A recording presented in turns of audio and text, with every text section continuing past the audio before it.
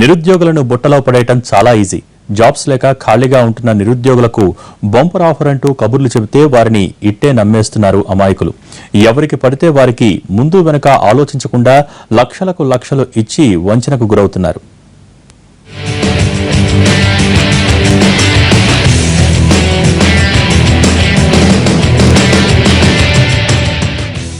ఇతగాడి పేరు కిరణ్ కుమార్. ఇతను ఎంతకి తెగించాడంటే సిబిఐ అధికారినంటూ అందరినీ నమ్మించాడు. గ్రేడ్ 2 ఆఫీసర్నంటూ కలరింగిచ్చాడు. ఉద్యోగి నెంబర్ 160712 అని గుర్తింపు కార్డు తయారు చేశాడు. మద్దూర్ నగరంలో కాపురముంటూ నిరుద్యోగులకు టోకరా వేశాడు.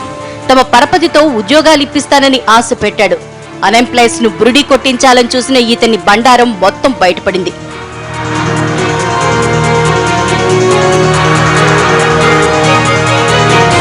గొర్రె కసాయివాణి నమ్మినట్లు నిరుద్యోగులు నకిలీ సిబిఐ ఆఫీసర్ కిరణ్ కుమార్ ని గట్టిగా నమ్మారు.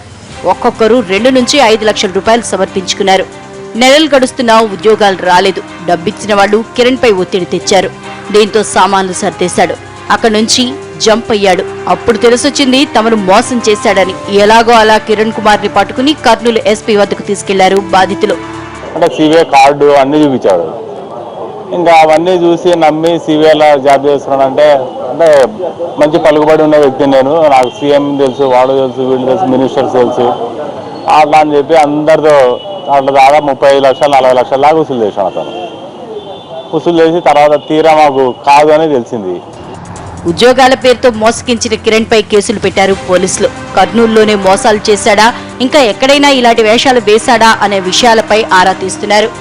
అతను ఉద్యోగాలు గవర్నమెంట్ ఆఫీసులలో ఉద్యోగాలు ఇప్పిస్తాను మీకు అని చెప్పేసి కొన్ని లోకల్గా రిక్రూట్ చేసుకునే ఉద్యోగాలు ఇక్కడే కలెక్టర్ గారి ఆధ్వర్యంలో ఉంటాయి, అవంతా మా అండర్లో జరుగుతాయి, మేము మీకు ఇప్పిస్తాము అని చెప్పేసి తను మాతో చెప్పి ఇట్లా నమ్మించి మాతో డబ్బులు వసూలు చేసుకోవడం జరిగింది. దాదాపు అతని వల్ల 25 నుంచి 30 లక్షల వరకు లాస్ అయిన వాళ్ళు చాలా మంది ఉన్నారు. పని దొరక్క ఇబ్బందులు పడుతున్న వారి అవసరాన్ని ఆసరాగా చేసుకుని కొందరు ఫేక్ గాళ్లు పుట్టగొడుగులా పుట్టుకొస్తున్నారు. నమ్మేవాళ్లు ఉండాలే గాని మోసం చేసేవాళ్లు ఎప్పటికీ పుట్టుకొస్తూనే ఉంటారు. మనకున్న క్వాలిఫికేషన్ ఏంటి, ఎందుకు ఉద్యోగం ఇస్తామంటున్నారు, అసలు ఉద్యోగం ఇస్తానన్న వ్యక్తులు ఎవరు, సంస్థ సంగతి ఏంటనే విషయాలు ఆరా తీయాలి. లేదంటే ఇలాగే దెబ్బైపోతారు.